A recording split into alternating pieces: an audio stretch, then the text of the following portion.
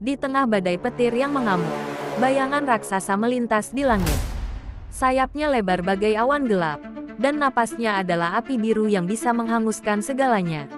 Itulah Asteris naga tak bertuan Asteris, makhluk yang pernah menjadi penjaga raja-raja, tetapi kini menjadi momok kehancuran. Kerajaan Fordain telah kehilangan banyak satria untuk menaklukkan naga itu, tetapi semua menemui ajalnya. Kini, Raja Aldred mengeluarkan titah terakhir. Barang siapa yang bisa menaklukkan naga tak bertuan, akan diberi tahta dan seluruh harta kerajaan. Para ksatria terbaik, pemburu hadiah, bahkan para penyihir pun mencoba peruntungan mereka. Namun, satu persatu mereka lenyap dalam kobaran api biru. Hingga akhirnya, seorang pemuda asing bernama Asteris Ardan Asteris melangkah maju. Tidak ada baju besi yang berkilau di tubuhnya, hanya pedang tua dan sorot mata penuh tekad. Malam itu, Ardan berjalan sendirian ke dalam hutan terkutuk, tempat di mana naga tak bertuan terakhir terlihat.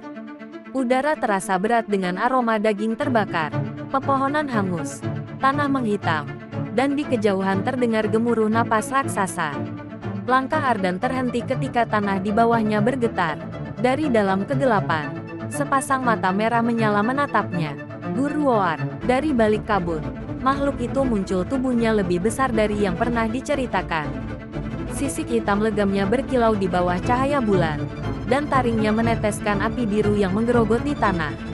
Naga itu menatap Ardan, bukan dengan kemarahan, tetapi dengan sesuatu yang lebih berbahaya, kesadaran. Ardan tak punya waktu berpikir. Dalam sekejap, naga itu menyapu ekornya dengan kekuatan dahsyat. Ardan melompat, nyaris terkena hantaman yang cukup kuat untuk menghancurkan batu. Saat ia mendarat, api biru menyembur ke arahnya. Dengan refleks cepat, Ardan melempar tubuhnya ke samping. Panas api itu begitu luar biasa hingga tanah yang ia injak meleleh. Namun, Ardan tidak mundur. Dengan napas terengah, ia mengangkat pedangnya. Jika naga ini bukan sekadar monster, maka ia harus menemukan celahnya. Ardan memperhatikan gerakan naga itu, cara matanya menyipit sebelum menyerang, cara ia menjejak tanah sebelum melompat. Semua itu memberi Ardan satu peluang tipis. Saat naga itu mengayunkan cakarnya, Ardan berlari ke depan, menerjang ke arah kepalanya.